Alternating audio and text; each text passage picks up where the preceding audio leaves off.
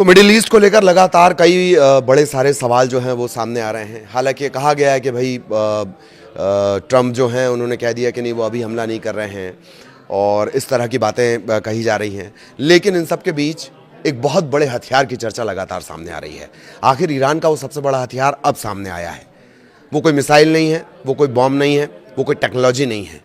तो वो क्या है वो हथियार, वो आपको बताएंगे। इसके अलावा आखिर ईरान ने, ये बात ठीक है कि ट्रम्प जिस तरह से बयान बार बार बदलते हैं, आखिर ईरान ने किस तरह की तैयारी कर रखी है कि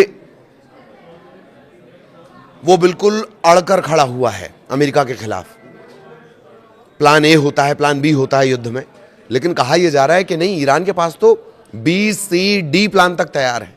खामनेई नहीं तो कोई और, कोई और नहीं तो कोई और, कोई और नहीं तो कोई और। वो क्या है और कौन है वो ABCD प्लान बनाने वाला, इसके बारे में भी बात करेंगे। इसके अलावा रशिया और चाइना के साथ डील की बात सामने आई है, वो भी आपको बताएंगे। क्या है वो डील जो पूरे के पूरे युद्ध को बदलने का मादा रखती है, इसके बारे में भी चर्चा होगी। लेकिन सबसे ज़्यादा जिस हथियार की चर्चा हो रही है आज, सबसे पहले उसके बारे में बात करेंगे। नमस्कार, मैं ललित प्रजापति। अपडेट क्या है? अपडेट यह है कि ईरान बहुत तेज़ी से अपनी रणनीति बदल रहा है। ट्रंप ने ये कहा है, हालांकि ट्रंप ने अभी अभी ट्रुथ पर एक वीडियो पोस्ट किया है, 11 का संभवतः वो वीडियो है, जिसमें कहा जा रहा है कि युद्ध ही एकमात्र विकल्प है, भरोसा नहीं किया जा सकता। लिंडसे ग्राहम, एक आपको याद होंगे, मैंने सीनेटर जिनका जिक्र किया था, बड़े करीबी वो माने जाते हैं ट्रंप के और बड़े इजराइल परस्त हैं वो। उन्होंने कहा कि नहीं नहीं, या तो ये खुद से हट जाएं और या फिर इन्हें हटा दिया जाएगा। इन सब के बीच ईरान ने बहुत तेजी से रणनीति बदली और ऐसी रणनीति कि आखिरकार ट्रंप तक उसमें उलझ गए हैं। कौन है ये रणनीति बनाने वाला, और अगर खामेनेई को कुछ हो जाता है तो कौन संभालेगा उन्हें। हालांकि सुप्रीम लीडर भी कहा जा रहा है, बट ईरान में जिस तरीके से सुप्रीम लीडर चुना जाता है उसके चांसेस कम हैं। सिलसिलेवार आपको बता देते हैं। सबसे पहले रूस और चीन के साथ डील की बात कर ली जाए। चाइना के साथ जो डील है वो बहुत खुलकर सामने नहीं आई है, लेकिन लंबा चौड़ा कारोबार का इनका जो है वो आंकड़ा है।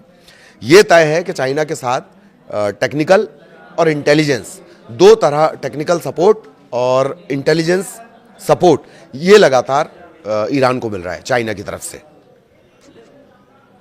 जिसकी मदद से वो अपने युद्ध की जो नीतियां हैं, रणनीति है, वो बार बार बदल रहा है, तब्दील कर रहा है और अपडेट कर रहा है। इतना तय है।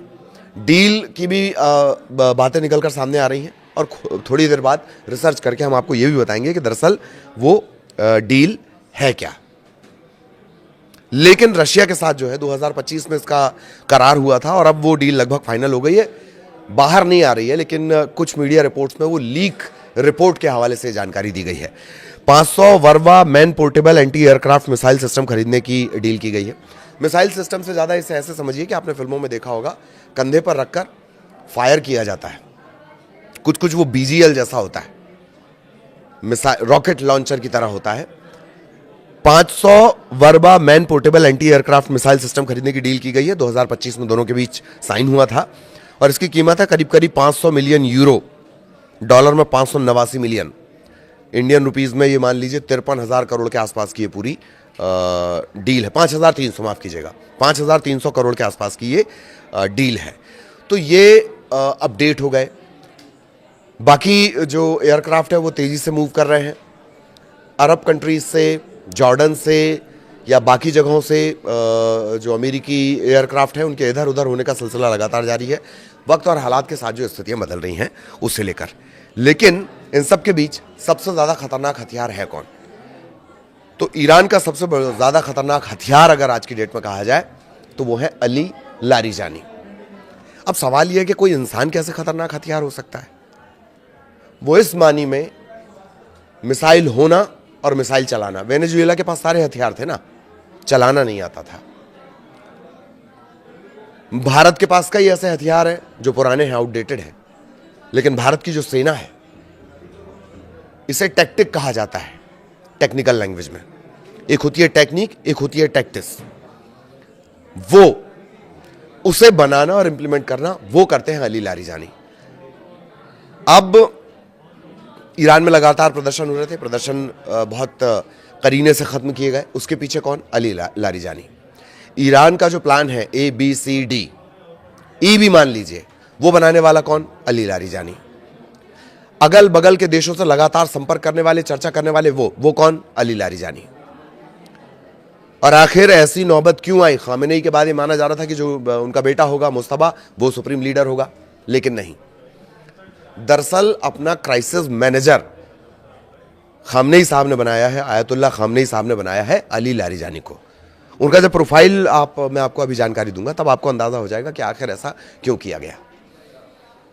अंदरूनी मोर्चे पर अली लारीजानी, बाहरी मोर्चे पर अली लारीजानी। कहा तो यह भी जा रहा, अच्छा पजेश्कियान से उनकी बहुत बनती नहीं है, जो वहां के राष्ट्रपति हैं, राष्ट्रपति चुनाव भी उलट चुके हैं, तो पजेश्कियान से उनकी बहुत बनती नहीं है, लेकिन माना यह जा रहा है कि एक तरह से वो पजेश्कियान के भी कहीं ना कहीं ऊपर है। खामेनेई के बाद अगर वो सबसे ज्यादा किसी पर भरोसा कर रहे हैं अली खामेनेई साहब, तो वो कर रहे हैं अली लारीजानी पे, क्योंकि हर मोर्चे पर अली लारीजानी ने इतनी तगड़ी एक फील्डिंग कर रखी है। सिलसिलेवार आपको समझाते हैं। बार बार ये बात आई, जैसे ये बात आई कि असैसिनेशन हो सकता है, मारा जा सकता है किसको? खामेनेई को और उनके बेटे मुस्तफा को टारगेट किलिंग की जा सकती है। तेजी से उनकी सुरक्षा का इंतजाम करना, उन्हें एक जगह से दूसरी जगह शिफ्ट करना और इसकी रणनीति बनाना कि किसी भी हाल में वो महफूज रहें, सुरक्षित रहें। अली खामेनेई ने इसकी व्यवस्था कर ली है। और अगर उनसे संपर्क टूट जाता है या फिर खुदा ना खास्ता अमेरिका का ये जो प्लान कामयाब हो जाता, तब कौन करेगा? तब एक छोटी सी टीम बना दी गई है, एक यूनिट बना दी गई है, ये यूनिट सारे फैसले लेगी। अगर खामेनेई किसी बंकर में किसी सुरक्षित जगह पहुंच गए, कहीं उन्हें अंडरग्राउंड कर दिया गया है, उन तक कोई मैसेज नहीं पहुंच पा रहा, तो वो फैसले कौन लेगा? वो ये छोटी सी टीम ही लेगी, एक यूनिट वो फैसले लेगी। और इसे बनाने वाले कौन? Ali Larijani. तो ये जो प्लानिंग की गई है, इसके जो मुख्य सूत्रधार हैं वो अली लारीजानी है। उनके बारे में जान लेते हैं कि मिलिट्री पावर उन्हें वैसे ही ट्रांसफर मानी जा रही है, लगभग सारे फैसले वो ले रहे हैं। ईरान में एक बात और भी है कि जो मल्टीटास्किंग होते हैं, मल्टी टैलेंटेड होते हैं, बहुत सारे हुनर जिनके पास होते हैं, उन्हें एक तरह से ग्रूम किया जाता है, उन्हें बढ़ावा दिया जाता है, उन्हें मौके दिए जाते हैं, मौके देने के बाद बढ़ावा दिया जाता है, बढ़ावा दिए जाने के बाद उनका इस्तेमाल किया जाता है। अली लारीजानी वही एक कॉम्बिनेशन है बहुत सारी काबिलियत का, वो मैं आगे आपको बताऊंगा। तो अपनी गद्दी फिलहाल मुस्तफा को खामेनेई ने नहीं दी है। उन्होंने अपना क्राइसिस मैनेजर जो बनाया है, वो बनाया है अली लारीजानी को। न्यूयॉर्क टाइम्स की रिपोर्ट के मुताबिक अपने करीबियों को निर्देश दिए कि अगर किसी तरह से उनकी मौत हो जाए या वो किसी तरह संपर्क से बाहर रहते हैं, तो सबसे पुराने और वफादार अली लारीजानी को कामकाज की जिम्मेदारी उन्होंने दी है। ठीक, क्राइसिस मैनेजर भी उन्हें कहा जाता है। और क्राइसिस मैनेजर के साथ साथ एक जो खास बात है, जैसे हिंदी में कहते हैं ना संकट मोचक, संकट मोचक अगर खामेनेई साहब के कोई हैं तो वो अली लारीजानी है। हालांकि ये और बात है कि खामेनेई ने सिर्फ एक आदमी पे भरोसा नहीं किया है, उन्होंने सीक्रेट चेन ऑफ कमांड बना दी है और यही जो इनर सर्कल है ये पूरे फैसले लेगा। और जैसे ही अगर कुछ होता है तो ये जो इनर सर्कल रहेगा, सीक्रेट चेन ऑफ कमांड बना दी गई है, ये पूरी जिम्मेदारियां संभाल लेगा। लेकिन इसे देखेगा कौन और ये बनाने वाला कौन है, ये सजेस्ट करने वाले कौन है? Ali Larijani.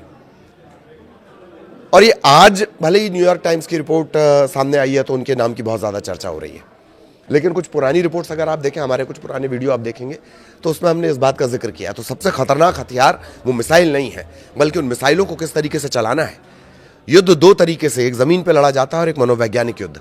दोनों में अगर खामेनेई को अपर हैंड मिला है, हम ये नहीं कह रहे हैं कौन नेस्तनाबूद हो जाएगा, किसकी ताकत ज्यादा किसकी ताकत कम है, लेकिन अगर ईरान ने एक युद्धपोत को भी जमीन में समंदर में डुबा दिया, अमेरिका के लिए वही बहुत बड़े शर्म की बात होगी, अमेरिका के लिए वही सबसे बड़ी हार होगी। सुपर पावर को अगर सुपर पावर के पूरे चलते फिरते युद्ध के शहर को कोई डुबा दे, डुबाने की बातें कर दे, वही ईरान के लिए कामयाबी है। तो कहने का मतलब कि कौन मनोवैज्ञानिक और जमीनी युद्ध दोनों पर जो रणनीति बना रहे हैं वो अली लारीजानी बना रहे हैं।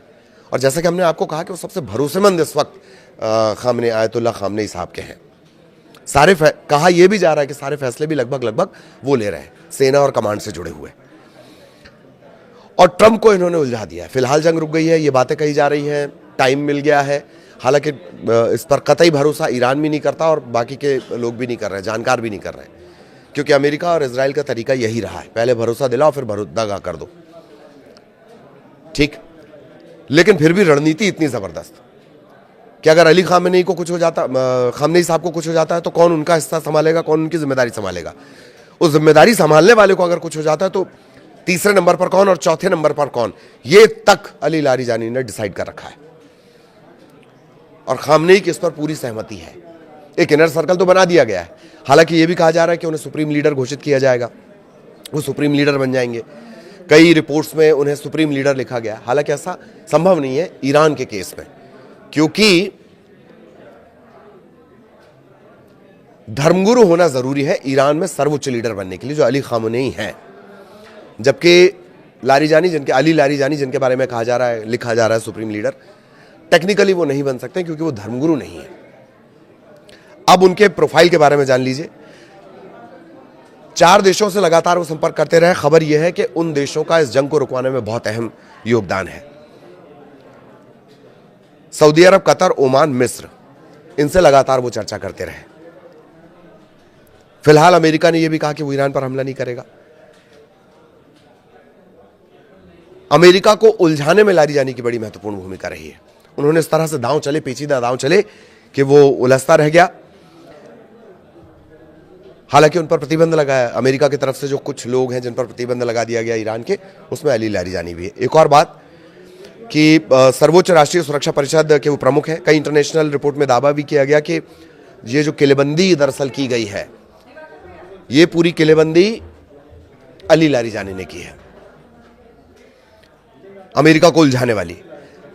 खास बात, जैसा मैंने कहा था कि अगर ईरान में आप मल्टी टैलेंटेड हैं, अलग अलग हुनर आपके अंदर है, अलग अलग काबिलियत आपके अंदर है, तो उसे निखारा जाता है, उसे ग्रूम किया जाता है। उन्हीं में से एक है। ईरान की सर्वोच्च सुरक्षा परिषद का सचिव उन्हें बनाया गया था 2025 में। पजेश्कियान का उन्हें धुर विरोधी माना जाता है। 2004 में सुप्रीम लीडर खामेनी की टीम में वो शामिल हुए थे। उन्हें अपना सलाहकार नियुक्त किया था। वो चुनाव भी लड़ चुके हैं। हालांकि वो इस्लामिक गार्ड्स भी वो रह चुके हैं। 1994 में Islamic Republican of Iran broadcasting का प्रमुख बनाया गया। इस्लामिक रिवोल्यूशनरी गार्ड कॉर्प्स के सदस्य रह चुके हैं। 2005 में चुनाव लड़ा, हार गए और 2024 के चुनाव में उन्हें अयोग्य तक घोषित कर दिया गया था। 2025 में वो फिर खामेनी के साथ जुड़े हैं सलाहकार के तौर पर। कहा यह भी जाता है कि वो वहां की संसद के स्पीकर रह चुके हैं। तो ये तजुर्बा देखिए आप, बतौर मिलिट्री कमांडर तजुर्बा, सेना का तजुर्बा, नॉलेज, टेक्निकल नॉलेज, और उसके अलावा बतौर लीडर उनका तजुर्बा, ये सब काम आया है। इसी वजह से सबसे बड़े क्राइसिस मैनेजर इस वक्त अली लारीजानी बने हैं। एक और बात कि जो सऊदी अरब है, बड़ा कट्टर विरोधी तरीके का रुख उसका रहा है ईरान को लेकर, पर अली लारीजानी बार बार उनसे मिलने गए। करीब करीब 3 बार सऊदी के जो टॉप लीडरशिप्स हैं उनसे मुलाकात उन्होंने की और उसका दौरा काम भी आया है।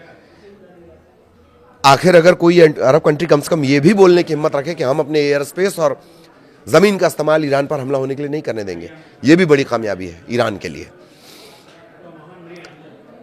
3 बड़े बदलाव उन्होंने क्या किए थे जब ईरान में प्रोटेस्ट बढ़ा। खुलकर वो अमेरिका और इजराइल के बारे में बोलते हैं। वो उन्होंने ही सबसे पहले कहा था कि ये जो प्रदर्शन हो रहे हैं ये अमेरिका और इजराइल करवा रहे हैं। उन्होंने क्या किया था, 3 बड़े बदलाव जब प्रोटेस्ट शुरू हुए, अहमद वाहिदी को उप कमांडर नियुक्त कर दिया। वाहिदी पर अमेरिका कई साल पहले बैन लगा चुका है। फिर ब्रिगेडियर जनरल मोहम्मद अकरमीनिया को उन्होंने प्रवक्ता नियुक्त किया, सेना का प्रवक्ता नियुक्त किया। इजराइल के बारे में खुलकर वो बोलते हैं, अमेरिका के बारे में खुलकर बोलते हैं। प्रतिष्ठित शिया धार्मिक परिवार से, उनके पिता जो आयतुल्लाह मिर्जा हाशिम आमूली, वो जाने माने प्रभावशाली धर्मगुरु थे और कंप्यूटर साइंस और गणित में इन्होंने बीएससी की है, पीएचडी भी की है। किसने? अली लारीजानी ने। उनका यही तजुर्बा पूरा काम आया है। ईरान को इस तरह से एक मनोवैज्ञानिक तौर पर युद्ध में, मनोवैज्ञानिक और कहीं ना कहीं जमीन पर भी अपर हैंड देने में अली लारीजानी की बहुत महत्वपूर्ण भूमिका है। इसी वजह से जानकार उन्हें सबसे खतरनाक हथियार मान रहे हैं। मैं फिर कहता हूं कि हथियार, टैंक, गोला बारूद, सब कुछ वेनेजुएला के पास था। उसे चलाने के हथियार, उसे चलाने के लिए प्रशिक्षित हाथ नहीं थे। जंग हाथ से ज्यादा, हथियार से ज्यादा हौसलों से लड़ी जाती है, और वो हौसला आज की डेट में अली लारीजानी है। सबसे ज्यादा अभी आप अगर सर्च में देखेंगे तो अली लारीजानी ही सर्च किए जा रहे हैं, और वही वो ताकत है, वही वो क्राइसिस मैनेजर है। और अगर खामेनेई को कुछ होता है तो जिम्मेदारी, जो सबसे बड़ी जिम्मेदारी रहेगी, वो अली लारीजानी को दी गई है। इसी से आप अंदाजा लगा लीजिए। आगे इस जंग से जुड़े और भी अपडेट, इस तनाव से जुड़े, जंग तो इसे नहीं कहना चाहिए, इस तनाव से जुड़े और भी अपडेट आप तक पहुंचाएंगे। नमस्कार।